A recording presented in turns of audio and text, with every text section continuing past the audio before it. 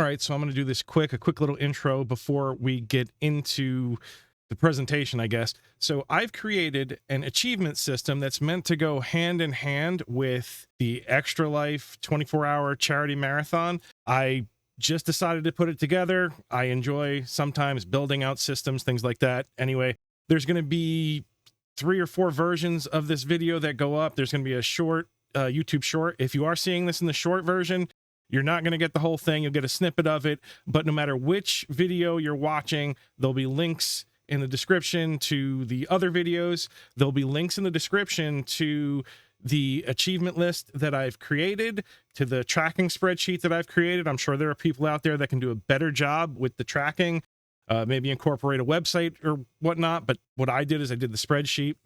Basically, I'm yeeting this out there for anybody that wants to use it. Take it, copy it, adjust it. You probably will need to adjust it because there are some achievements that would be related specifically to the event that I'm a part of, but do whatever you want with it. I don't know if this is a good idea. I don't know if people will want to use it, and that's perfectly fine, but I made it. I think I did most of the hard work, so you don't have to if you wanted to try and do something like this. And as far as the prize, the way I would implement it is I was going to give a custom poker chip that I had made over on chiplab.com. Not a sponsor, not anything like that. They're just reasonably priced and you could get smaller quantities. So I did a 25 chip test run and they look really good. I should have brought one to show you, but anyway, you could give out whatever prize you want if you're going to give out prizes for this. I don't want to take up too much time. There's an achievement system. I took all my notes, threw it into Notebook LM, which is made by Google, and it spit out a couple presentations. One quick short overview that's presented in a PowerPoint format. And then there's another longer deep dive that kind of takes on a podcast format. And they did a pretty good job of summing up the system I've created, how to use it and whatnot. And it saved me a lot of time. So that's what you're about to see. Anyway, feel free to let me know what you want to think in the comments. Like it if you like it. Go ahead and dislike it if you don't like it. Whatever. Here we go. Have you ever thought about what it takes to design a game that's played inside another game? Well, today we're tearing down a really complex achievement system, one that was built for a single intense 24-hour charity gaming marathon. Let's get into it and see what makes it tick. And this is what everyone's fighting for, a custom-made challenge chip. It's the grand prize for conquering the Achievement Hunter metagame. Think of it like a massive scavenger hunt that runs during the Extra Life 2025 charity stream. It's designed to turn a 24-hour marathon into something, well, something more. So what's the actual goal here? On the surface, it looks pretty straightforward. You've got one job: claim 52 achievements or rack up 150 points before that 24-hour clock runs out. Sounds simple, right? Well, not so fast. That's because players have to carve out their own path from a list of over 100 unique achievements. Yeah, this is not just some simple checklist. It's a huge strategic puzzle box, and every single choice you make really, really matters. Okay, so to really understand the deep strategies here, we got to go over the fundamentals first. I mean, how do you actually claim an achievement when you're in the middle of a crazy 24-hour marathon? Let's break down the basic mechanics. Everything gets logged through Discord, but the kind of proof you need changes. You've got honor-based claims, some that need a picture, others a link, or even a short written log. But that fifth one, the combo, that's the one you want to pay attention to. That's where the real game starts. The combo system is basically the engine that drives this whole thing. It's all about efficiency.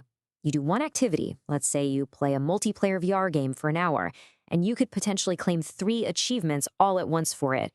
But here's the kicker. You can only submit one combo every hour, so you have to make every single one of them count. The whole system is built on what the designers call 4 distinct pillars or categories. The best way to think about them is like different playstyles or different paths a player can take on their 24-hour journey. Let's do a quick tour. So the first pillar proves that this game starts way before the marathon clock even begins to tick.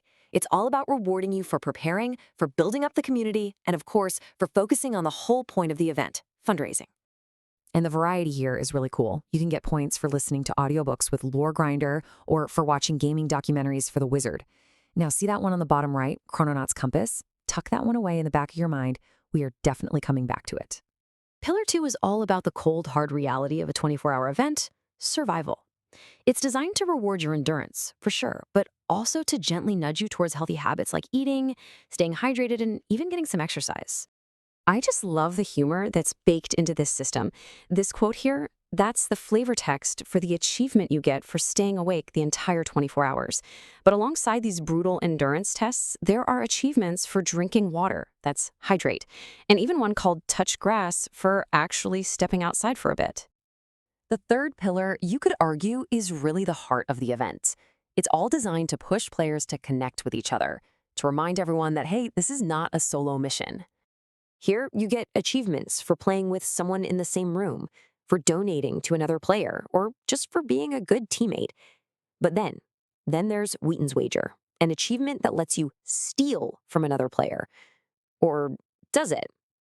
Keep that one in mind too. And finally, we get to the largest category by far, the gaming challenges. This pillar is all about what you're playing. It rewards you for variety in genre, platform, and playstyle. This is the main fuel for that combo system we were just talking about. So you can earn points for playing board games, classic retro titles, or even for trying a game on its hardest difficulty setting. And hidden away in this list is one called Limit Break. And let's just say the name itself gives you a little hint about its power to bend the rules. Okay, so we've covered the basics, but here's the thing about this system. It wasn't just designed to be a checklist. It was designed to be solved, like a puzzle. Buried deep inside the rules are these powerful, hidden mechanics that reward the players who are willing to look a little deeper. This is where the real hunt begins. Remember Wheaton's Wager? That achievement that lets you challenge a teammate and literally steal one of their claimed achievements? On the surface, it seems like a purely aggressive, kind of mean move, right? But is that its real purpose? Okay, this part is brilliant. So if a player accidentally falls asleep, they automatically get the AFK achievement, which actually locks them out of all the really valuable endurance awards for the rest of the event. But a teammate can use Wheaton's Wager to steal that AFK achievement from them.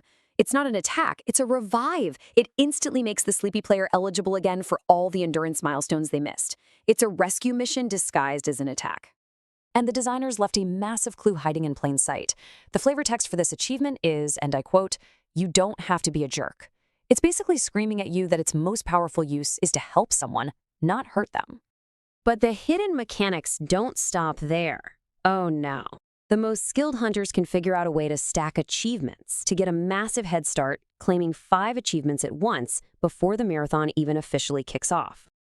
It all starts with that achievement I told you to remember. Chrononaut's Compass from Pillar 1. This is a meta achievement that lets you claim one game day achievement before game day, basically letting you break the normal flow of time. So, what do you do with this power? Well, the 200 IQ move is to use it to claim Limit Break. Remember that one? It's a special ability that lets you break a global rule, allowing you to include more than 3 achievements in a single combo. So with Limit Break activated early before the game even starts, your one pre-game action can now be stacked with 3 more game day achievements for a grand total of 5 achievements claimed in a single go. It's a really complex, not at all obvious move that completely changes how a player has to strategize for the entire 24-hour event. So you might be asking yourself, why go through all this trouble to build such a complicated system? Well, the creator's design notes reveal that the points and the prize, they're actually secondary. The real goal was something much, much bigger. It turns out every photo submitted is proof, every written log about why someone is participating, every link to a shared moment on stream, it all gets collected into a kind of collective digital scrapbook. The claim system isn't just for points, it's designed to generate a permanent, shared memory of the event for the entire community to look back on. And really, this whole system leaves us with a pretty fascinating question in game design. It masterfully balances these mechanics that tempt players to be ruthless with these hidden pathways that actually reward teamwork and selflessness. It's a great reminder that the best games aren't always just about winning, but about the stories we all create together along the way.